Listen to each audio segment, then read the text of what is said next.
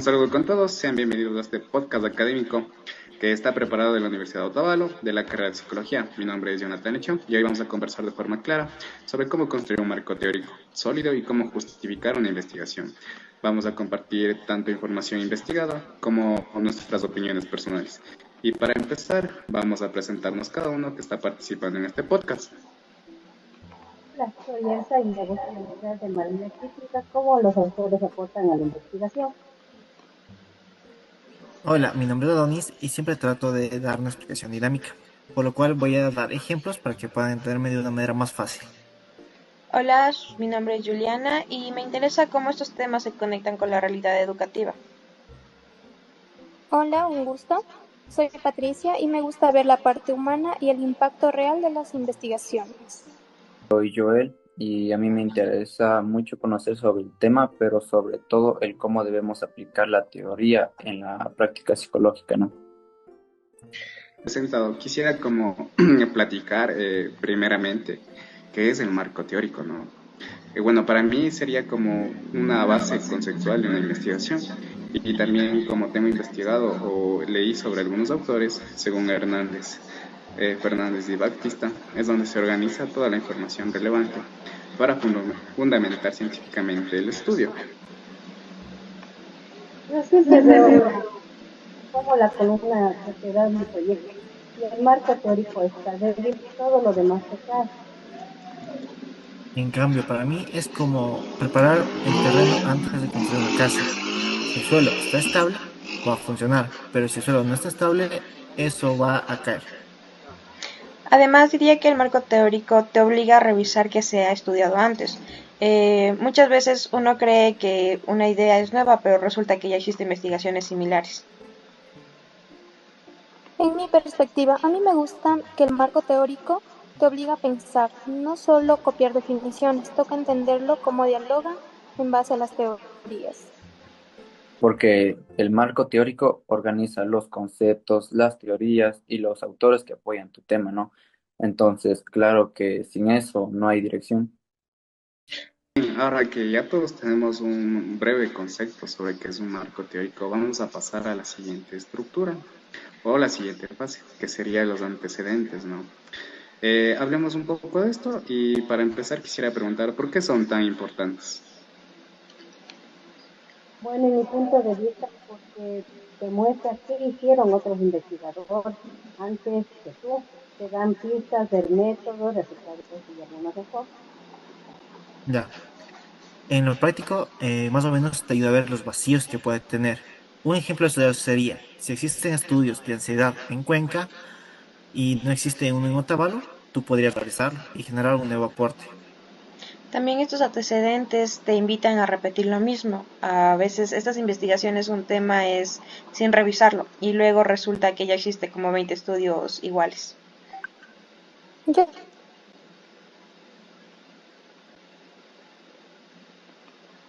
yo lo veo como una conversación.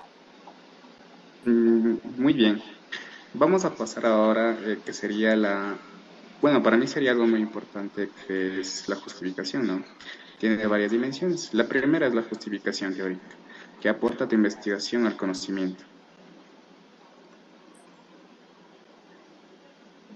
Porque en la psicología no podemos trabajar en base a suposición, necesitamos evidencia. En la práctica, se basa en cómo tu estudio puede ayudar a resolver una problemática, ya sea en la escuela o en la comunidad. También no debemos olvidarnos de la sociedad, es aquellos que nos beneficia, qué impacto tienen estudiantes, maestros o la familia. Y en base a algo personal, yo siempre me pregunto, ¿por qué este tema me importa? Eso también da sentido en lo que es la investigación. Justificar no es solo llenar un párrafo, sino que más bien es como que entender cuál es el valor real del estudio. Ya, ahora como para relacionar la carrera en la que seguimos, eh, ¿cómo sería la importancia para la psicología educativa, no? ¿Por qué este tema sería tan importante en nuestra carrera? Que nos gustaría saber las emociones, cuál es el impacto en un rendimiento académico, cómo afecta. El marco teórico también nos puede ayudar a comprender varios fenómenos, como la ansiedad, la motivación y el aprendizaje. En lo educativo, en cambio, cualquier informe psicológico debe tener sustento. En sí, si no pierde la credibilidad. Muy indispensable, ya que nos sirve para crear programas, en este caso de prevención o inclusive acompañamiento emocional o puede ser también las intervenciones. También como la educación está en su constante cambio, es importante investigar y eso es lo que nos mantiene actualizados, ¿no? Bueno, ahora que ya entendimos qué es el marco teórico y la justificación, me gustaría que lo conectemos con un tema real, ¿no? Por ejemplo, el desgaste emocional en adolescentes de 17 años. ¿Cómo se podría construir un marco teórico sólido según la investigación? Porque esto lo que les estoy enseñando es una investigación. Como una primera aportación sería como reconocer previamente el desgaste emocional en adolescentes de 17 años. No es como un problema individual, ¿no? Sino un fenómeno psicoeducativo relacionado con el contexto escolar y digital. Desde lo que hablamos en el podcast, el marco teórico nos ayuda a entender que este desgaste se construye a partir de factores como la depresión académica, la sobreexposición a redes sociales y la constante comparación social. No solo se trata del cansancio del estudiante, ¿no? Sino de una acumulación de estrés emocional que afecta la motivación, la concentración y el bienestar. Es lo que podría aportar.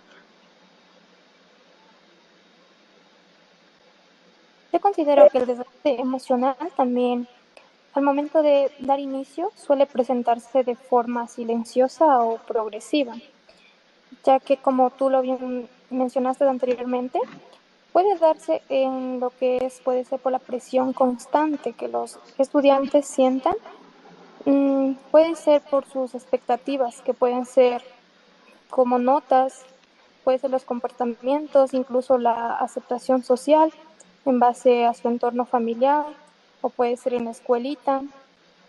También puede basarse en lo que es la falta de apoyo emocional, ya que un adolescente, si no se siente escuchado ni comprendido, va a reprimir sus emociones, se acumulan y eso le genera un desgaste.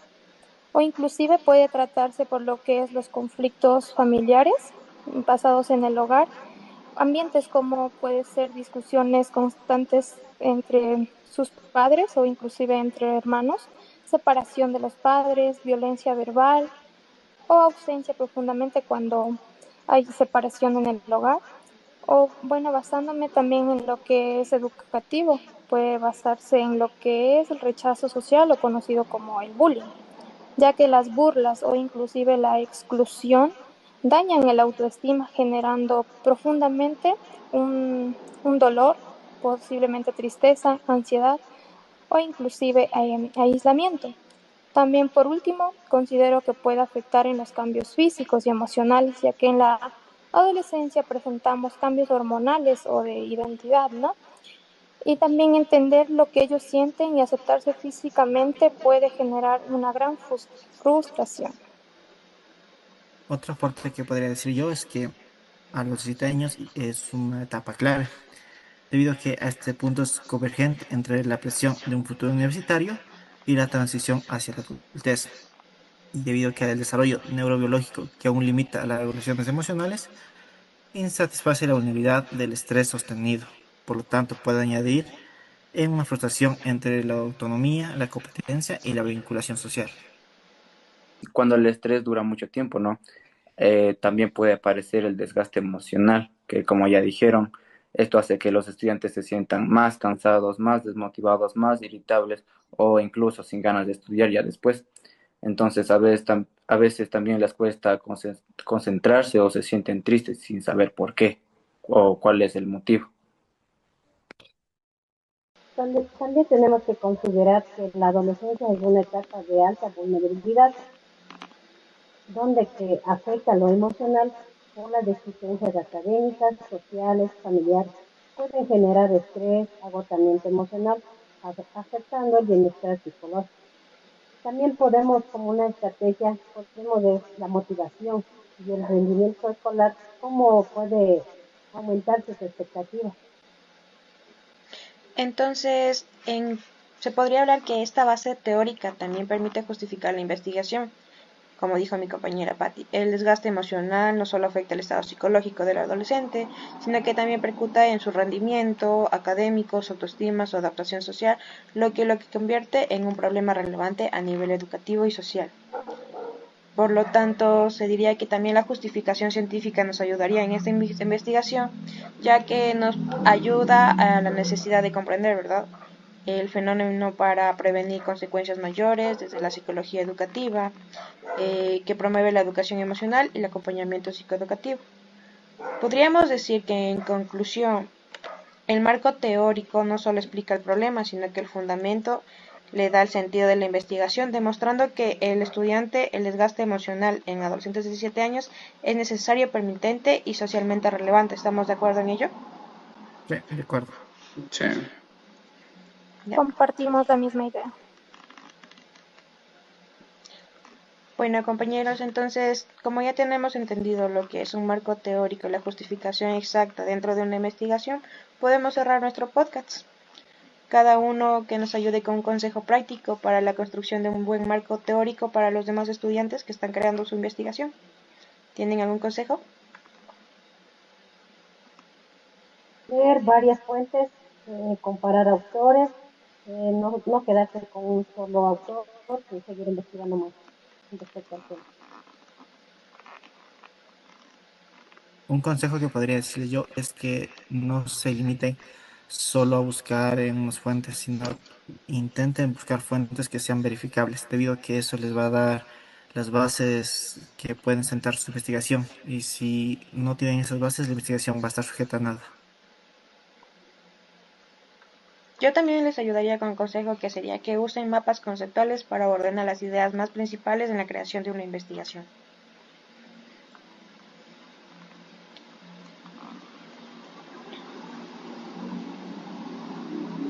¿Sí? En base a nuestro tema final, que era el desgaste emocional, yo considero también, ¿no?, que el desgaste emocional, yo sé que es una debilidad, pero antes de, para no caer lo que es en algo mucho más complejo, si ya tenemos una señal en lo que es el adolescente donde necesita apoyo, es indispensable, sí, seguir fuentes en donde también nos ayuden a que podamos vincularle a un entorno mucho más dinámico y donde le podamos ayudar a todos. También otro que sería como una definición como más clara, ¿no? Evitando explicaciones ambiguas. El concepto debe quedar como bien delimitado para que el lector entienda exactamente a qué te refieres y no la confunda con otros aspectos. Bien. Bueno, compañeros, entonces eso ha sido todo en base a nuestra presentación. Agradeciendo la participación de todos y con esto hemos culminado nuestro podcast. Muchas gracias. Muchas Hasta luego. gracias. Esperemos que les sirva. Hasta Hasta la luego. próxima.